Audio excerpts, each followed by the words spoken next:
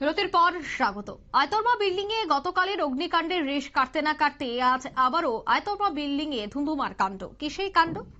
জানা গেছে দুই বিউটি পার্লারের মধ্যেই মারামারি এবং তাতেই গুরুতর আহত হয়েছে বেশ কয়েকজন। তার মধ্যে বিউটি পার্লারের মালিক বিজয় পোদ্দারও গুরুতর আহত। তবে এখনো পর্যন্ত কোনো পক্ষ থেকে মামলা হয়নি। তবে ঘটনার খবর পেয়ে সঙ্গে সঙ্গেই ঘটনাস্থলে ছুটে যায় পুলিশ এবং বেশ কয়েকজনকে সেখান থেকে আটক করে নিয়ে যায়। তবে এই ঘটনায় বেশ কয়েকজন গুরুতর আহত হয়েছে। আয়তরমা বিল্ডিং এর দুটি বিউটি পার্লারের কর্মী তার সাথে মালিকের মধ্যে সামান্য একটি বিষয় নিয়ে কথা কাটাকাটি, তারপরেই এই উত্তেজনা চরম আকার ধারণ করে। দুই বিউটি পার্লারের কর্মীদের মধ্যেই সংঘর্ষ বাধে।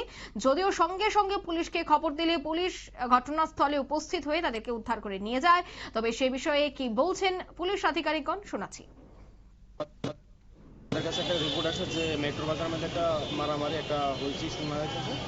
তো খবর পাওয়ার সঙ্গে সঙ্গে আমরা যাওয়ার পরে দেখতে পাই প্রচুর লোক। এখানে একটা পার্লার আছে আপনার সেকেন্ড ফ্লোরে, টাচ অ্যান্ড গ্লো, এখানে কিছু লোক জমা ছিল। তারপর জানতে পারি যে টাচ অ্যান্ড গ্লো একটা স্টাফের সঙ্গে নিচে একটা ফার্স্ট ফ্লোরে একটা স্টাফ এই নতুন পার্লার ওপেন হয়েছে, এটার মালিক বিজয় পোদ্দারের সঙ্গে একটা তাদের পার্সোনাল কোনো ইস্যু নিয়ে একটা ঝগড়াঝাটি হয়েছে। তার মধ্যে একজন বিজয় পোদ্দার একটু আহত হয়েছে। তা আমরা এই যে আপনার উপরে পার্লার যে স্টাফ ছিল, টাচ অ্যান্ড গ্লো স্টাফ একজন আছে আপনার সাগর সরকার, তাদেরকে রেস্কিউ করে নিয়ে যেত। এখন সে আমাদের হাতে আছে। এখন যদি কোনো পক্ষ থেকে কেস হয় সেটা ইনভেস্টিগেশন করা হবে। এমনি কিরকম আহত হয়েছে বিজয়বাবু?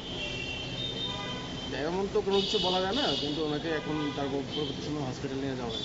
তাদের বক্তব্য কি, যাদেরকে আপনারা রেস্কিউ করে এনেছেন? তাদের বক্তব্য হলো এখানে একটা তাদের বার্থডে পার্টি প্রোগ্রাম করছিল না টাচ অ্যান্ড গ্লোর মালিকের। তো ওই সময়ে তারা কিছু ফুল ছড়িয়েছিল আপনার সিঁড়িতে। এইগুলি নিয়ে একটা তাদের মধ্যে কথাবার্তা হয়। নিচের পার্লারের যে মালিক বিজয় পোদ্দারের সঙ্গে ওই স্টাফের একটা কথাবার্তা হয়, তারপরে তাদের মধ্যে হাতাহাতি হয়।